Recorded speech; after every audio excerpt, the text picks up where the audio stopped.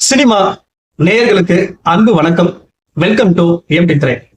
இந்த ஷோல துரந்தர் த ரிவெஞ்ச் படத்தினுடைய டீசர் எப்படி இருக்கு அப்படிங்கிறத நம்ம பார்க்க போறோம்.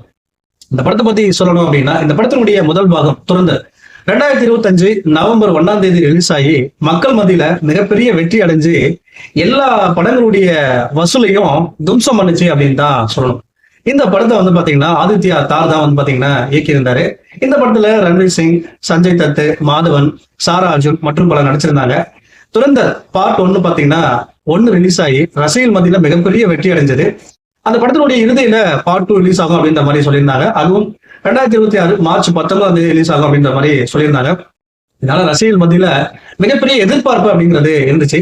இந்த நிலையில பிப்ரவரி 3 நேற்று இந்த படத்தினுடைய டீசரை ரிலீஸ் பண்ணியிருக்காங்க.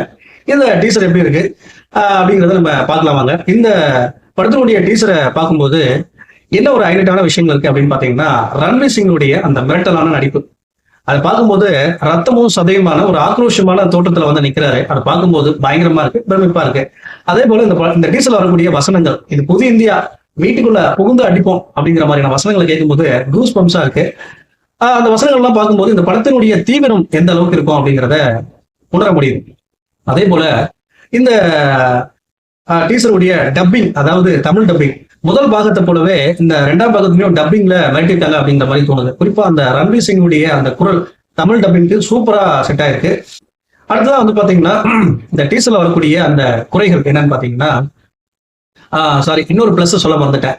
பிஜிஎம், அதாவது இந்த டீசர்ல வரக்கூடிய அதிரடியான காட்சிகள், இதுக்கு பின்னாடி வரக்கூடிய பிஜிஎம்லாம் வந்து பாத்தீங்கன்னா அதிரடி காட்சிகளுக்கு அப்படி தெரிக்குது அப்படின்னு தான் சொல்லுவோம்.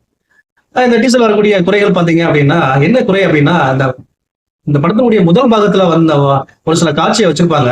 அதே காட்சியை தான் வந்து பாத்தீங்கன்னா இறுதியில ஒரு சில காட்சிகளை வச்சிருப்பாங்க. அதே காட்சியை தான் வந்து பாத்தீங்கன்னா இப்ப டீசர்லயும் வச்சிருக்காங்க. அது டீசரை பாக்குற நமக்கு ஒரு ஏமாற்றத்தை கொடுக்குது. ஆனா என்ன ஒரு விஷயம் அப்படின்னா, எதிர்பார்ப்பு அப்படின்னு பாத்தீங்கன்னா மார்ச் 19ஆம் தேதி இந்த டீசர்ல ரிலீஸ் ஆகும் அப்படின்ற மாதிரி கன்ஃபார்ம் பண்ணிருக்காங்க. அதே போல கதைக்களம் என்ன அப்படிங்கறத ஒரு சஸ்பென்ஸாவே வச்சிருக்காங்க. ஏன்னா டீசர்ல கூட புதிய காட்சிகள் எதுவுமே வந்து பாத்தீங்கன்னா ஆட் பண்ணல. அதனால ஒரு மிகப்பெரிய எதிர்பார்ப்பு அப்படிங்கிறது இந்த படத்துக்கு இருக்குது. படம் வெளியே வந்ததுக்கு அப்புறம் தான் தெரியும் அந்த படம் என்ன வசூல் சாதனைகளை பண்ணுது, கதை எப்படி இருக்கு அப்படிங்கறத பார்க்கலாம் அடுத்த விமர்சனத்துல. நன்றி, வணக்கம்.